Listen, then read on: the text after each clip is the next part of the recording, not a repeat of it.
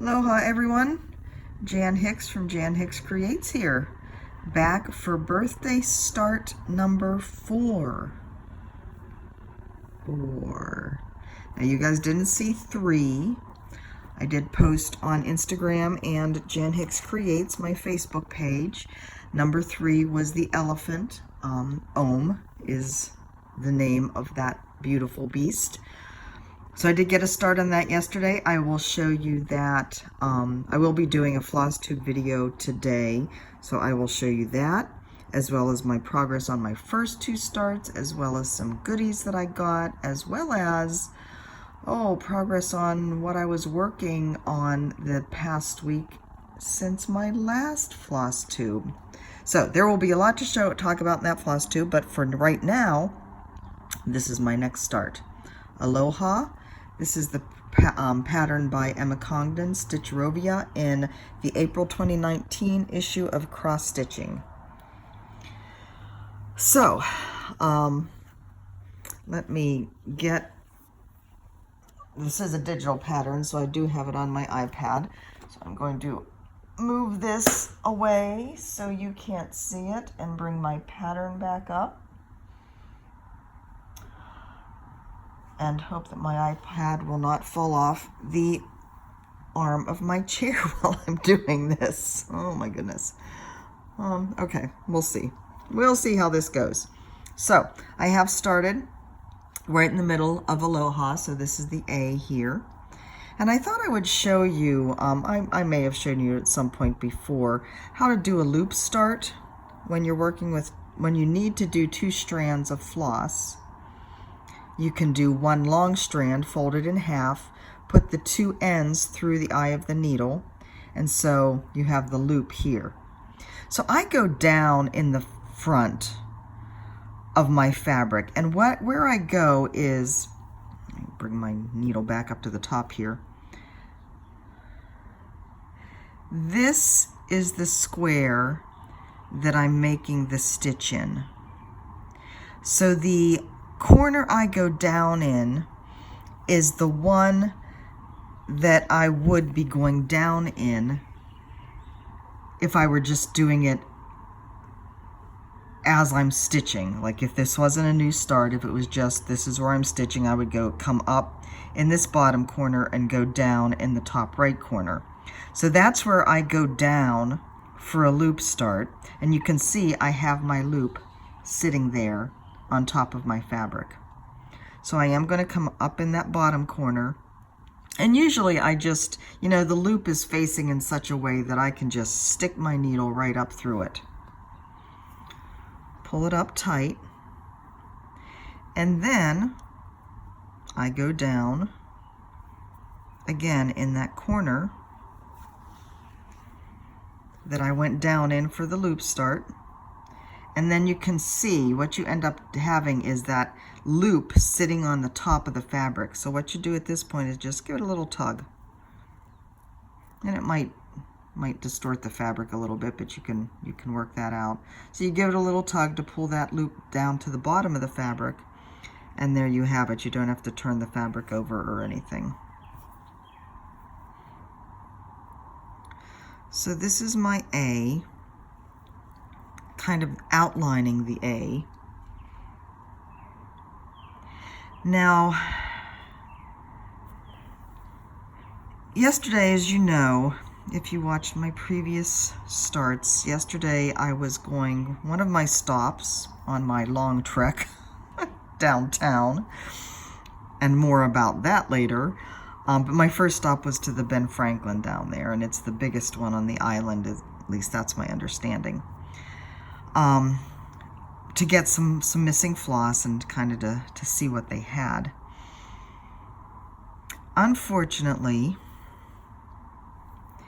they do not have yet the newest DMC colors, so the 1 through 30, 32, whatever the new colors are.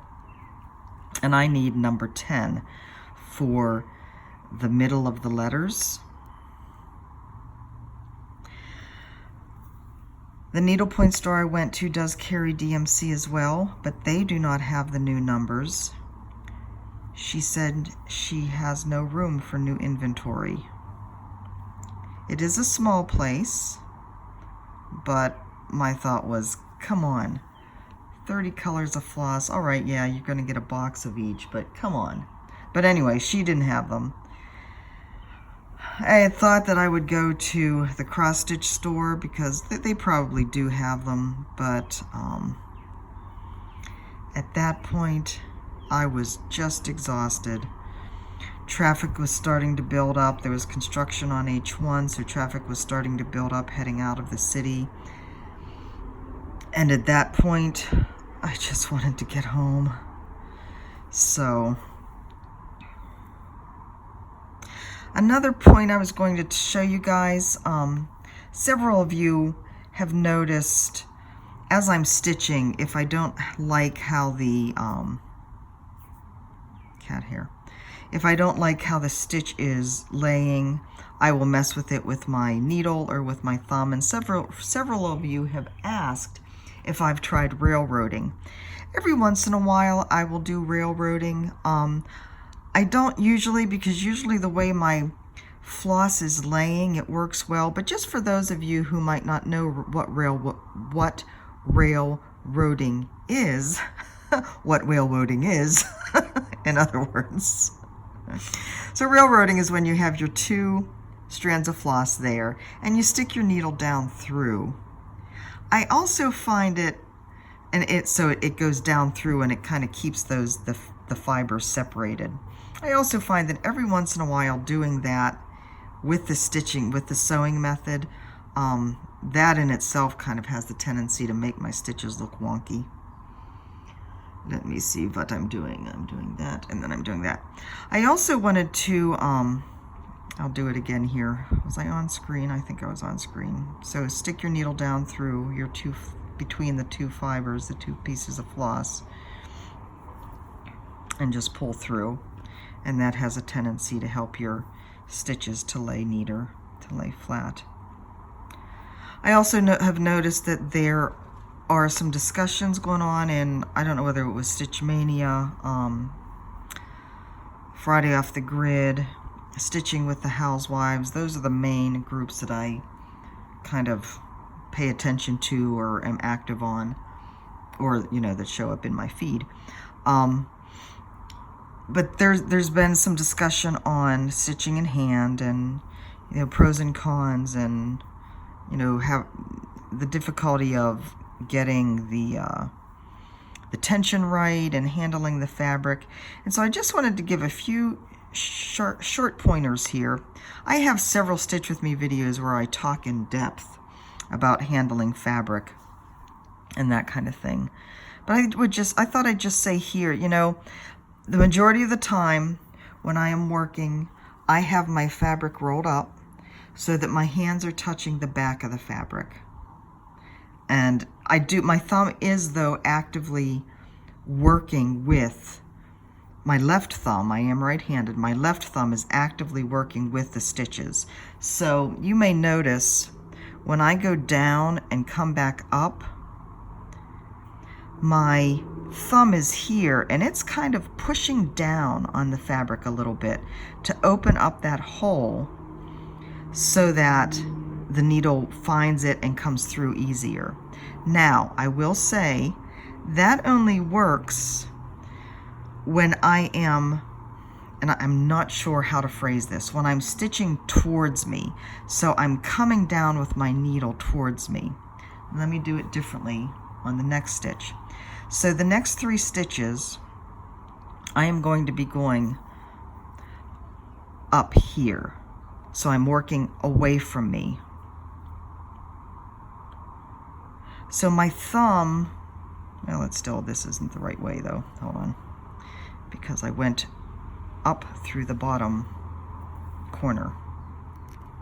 So up through the top corner, the top right, down through the bottom left. So I am working, pushing my needle away from me. I still can work with my thumb a little bit, but it's a little bit different. But I still manipulate a lot with my thumb of my left hand to kind of control the fabric. And I also have my finger, my middle finger down below. It kind of, the needle kind of bounces off of it. So it's bouncing off of it, and then I'm using my thumb on the top to manipulate the fabric, kind of push it out of the way so that that needle is coming through that hole more easily.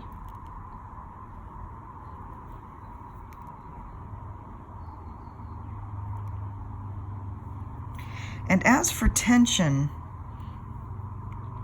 you know, it's really all about not pulling tight, just pulling enough so that the stitch is laying on the fabric, but not so that you're at all changing the look of that hole, the size of the hole in the fabric. You don't ever want to pull it so tight that that hole is opening up, unless you're doing an eyelet, of course, but that's a different story.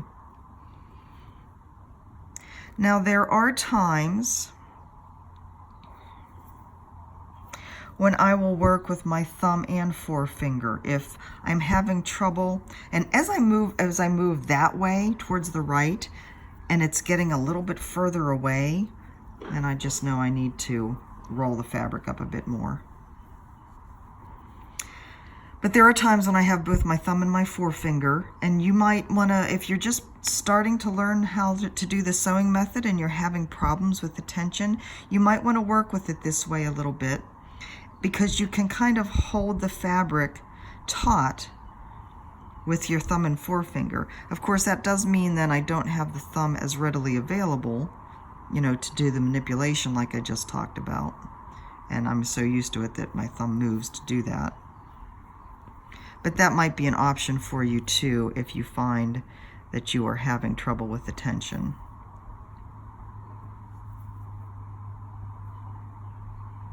So, as I said, I don't think I did much of an introduction today. Jan Hicks of Jan Hicks Creates here. It is 8:43 on Wednesday, March 13th on the island of Oahu. It is 68 degrees and mostly cloudy here in my little corner of the world. I am having a ball with my new birthday starts, but I am also, I love them all. I don't want to stop any of them. That's part of the problem, right? I just want to keep going. But that's okay. So I mentioned I had a few hiccups with some of the pieces I've chosen. One is, well, the main one is the Vitreous, what is it? Vitreous Art number 2. That's the kit that I got from Amazon that has the vase.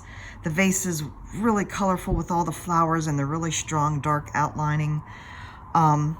I mentioned when I showed you on my last floss tube and showed you the fabric, that fabric seemed awfully small.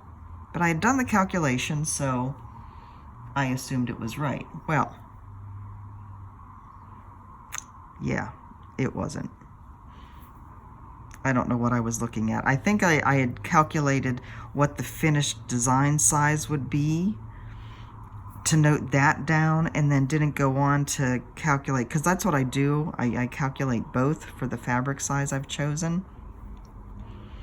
And I didn't go on to calculate then what the fabric size should be with the border. So,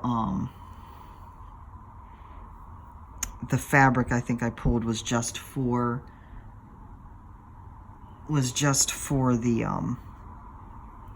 the design size itself, not for the extra fabric. So yeah, I've been trying to start this video for like an hour, between texts from kids that want money to not being able to find the floss that I wanted to start with, even though I was sure I had pulled it. Yeah, it's an hour later. My plan today is to get this uploading, get my breakfast, get a shower, do the next floss tube, work on this some more, start the next one and do the video for the next one. So that'll be later this afternoon. So by then Mike will probably be home, and we'll have Mike noises in the background. So as I mentioned, I couldn't find, so this is the A here in the middle of Aloha. I couldn't find the number 10 floss that goes here. And let me actually pull the picture back up again. Hold, please. That's not it, that's it.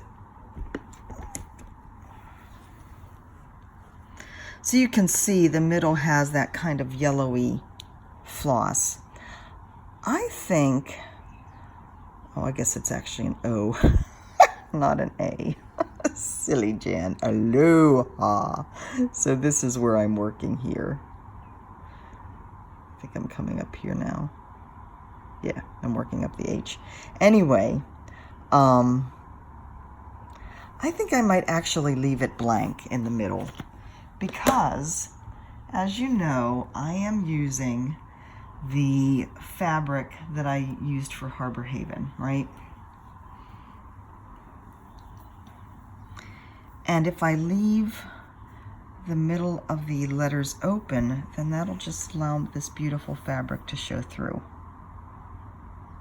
So unless it looks really weird, I'm hoping to get a good chunk of the letters done today, so that I can get a good feel for it. So unless it looks really weird, that's what I think I'm going to do. Hold on, let me see where I am here. 1, 2, 3, 4, 5, 6, 7 sets of 3. Okay. Yeah, so yesterday, holy cow. Yesterday just about did me in. I started off at Ben Franklin's, as I said, and that was fine. And let me tell you, I am tickled by the number of you who have commented that my talking about Ben Franklin's really brought back some fond memories of you guys going to Ben Franklin when you were kids, either with mother or grandmother. My memory is we had Ben Franklin, but the one that I really loved going to was Lee Ward's. There was a store called Lee Ward's in Monroeville. I grew up in western Pennsylvania, in a suburb of Pittsburgh, and Monroeville was like one of the bigger towns closest to us. It was still about a half hour, 40-minute drive up to where Lee Ward's was. So we didn't go often, and of course we were pretty poor when I was a kid, so it's not like we had a lot of spending money, but every once in a while I would go with my mother and my grandmother to Lee Ward's.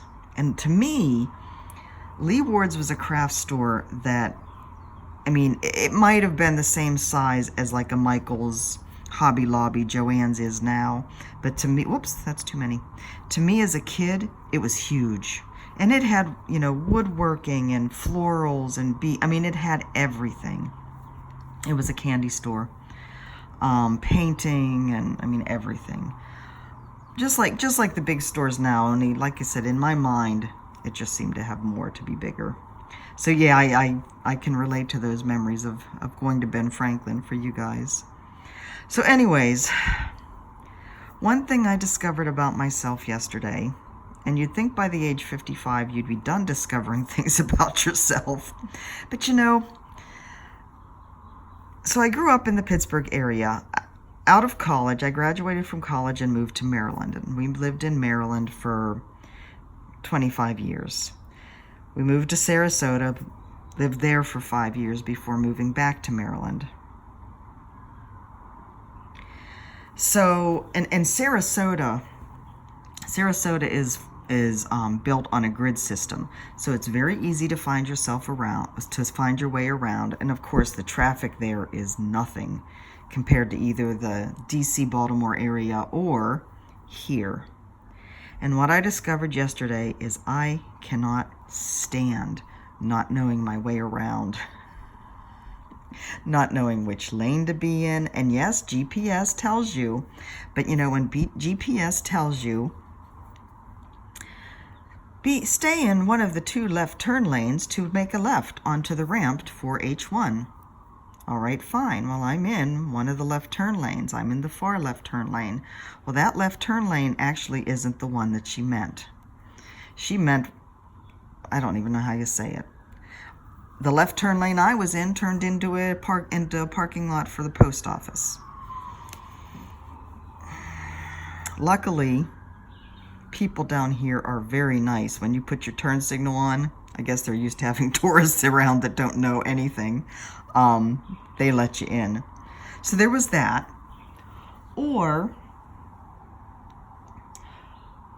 you're driving along, make a left in a mile. Okay, so I'm in the left turn lane. Oh, well, there's construction now in the left turn lane. Gotta get over. Somebody let me in. Get back in the left turn lane. In a half mile, you'll be making that turn. Well, crap, the left turn lane has now turned into the parking lane. Gotta get over again. So it's that kind of stuff that just drives me insane, I have found. I don't know which lane I'm supposed to be in. I don't know which one is really the turn lane. And then, before that even, so after Ben Franklin's, I went to my doctor's appointment. Wonderful doctor, very, very happy with her. We totally clicked. So even having to drive down to Honolulu to see her it's worth it. She's going to be good. But one thing we found very early when we moved here is parking spaces everywhere. You know, space is at a premium on an island, right? Parking spaces everywhere are much skinnier than what I'm used to, and especially in parking garages. I was freaking out. I was late anyway. Well, I wasn't really late until I got to the parking lot. I had to be there earlier than called for because there was a screw up with my paperwork through their patient portal. So it didn't take all of the stuff I put in. So I had to go in a little early and go through all that paperwork again. So I'm driving through this parking garage, round and around and around, trying to find a parking space that I could fit into, that I felt I could comfortably get into without being afraid of scraping the sides of this brand new car. So, and it's getting later and later, and I'm going round and round, and there are empty spaces, but all of them are like the car on either side is parked on the white line,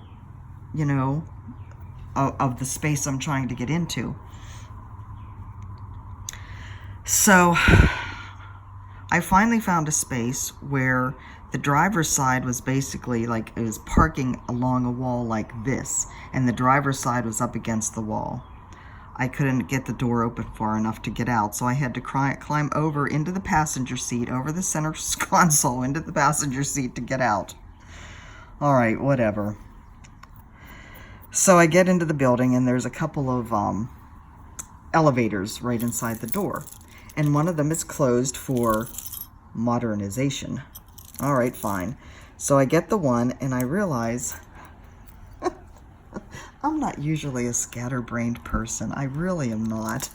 But I realized I wasn't really sure what floor they were on. I kind of assumed the 4th floor because they did say, they noted on their website that there was a parking garage and that they had spaces reserved on the 4th floor for their office.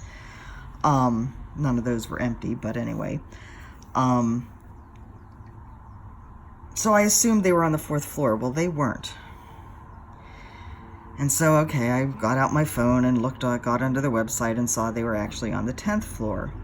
But I thought, something, instead of waiting for that elevator, because it was slow, I would go up the steps. And so I found the stairwell and walked up to the 10th floor, a little extra exercise, never hurt anyone. Walked up to the 10th floor and tried to get out of the stairwell, and the door was locked. I was locked in the stairwell. I can laugh about it now. Let me tell you, yesterday I was not laughing. I was freaking out. So, I went down to the 9th floor thinking, okay, well, maybe the 9th floor, I don't know why I thought the 9th floor would be open, but it's just like, this is stupid, Jan. So I called the doctor's office and talked to the receptionist, and I said, you know, I'm your problem child today. I said, I thought I would walk up from the, you know, the floor I came in on the garage, from the parking garage, and now I'm locked in this stairwell. Can you come save me? And she did, and she was very nice about it, but holy cow. I was there for 2 hours. I went to the needlepoint store afterwards. And like I said, at that point, I just wanted to get home, so I didn't go to the cross-stitch store. I did stop at the post office on the way because my fabric from Hungary, the postman had actually tried to deliver it the day before yesterday, and of course, it needed a signature of all things. And of course, the time he came was when I happened to get in the shower. So anyways, I had to go and rescue it from the post office. So I will be showing you that on my floss tube video. It is gorgeous. Speaking of fabric, though, I'm just going to finish up with this. Speaking of fabric, I had mentioned on my video with the lighthouse that the fabric wasn't perfectly square, that I was getting a 30 to 32 count, a 30 one way, 32 the other way, whenever I measured it. The dyer, Jackson Fabric Arts, she actually watched my video of that, and of course she's heard my comments, so she got in touch with me via Etsy this morning saying that she did get in touch with the manufacturer to confirm the count of the fabric, and the manufacturer did confirm that it is a 30 count square fabric. So perhaps maybe the dyeing caused some shrinkage, but she believes it's not that much that it's going to cause any problems, that it is a 30 count fabric both ways. So it is certainly very possible that my counting got off. There is no doubt about that. So confirmation, 30 count fabric, if you were interested in that and were afraid of that being off, it is not. It is gorgeous. Again, I can't wait to get back to that one too. But for now, I am going to close. I am going to eat breakfast and proceed with my day. I really should get some chores done here too, since I didn't do anything yesterday and the dishes are piled up in the sink. But I will be back with you again soon. This is going to be a day of videos, and I'm looking forward to it. Take care, everyone. I hope you enjoyed that. I hope you found some of that useful. This is going to be another beauty. Love you guys. I will talk to you later. Bye-bye.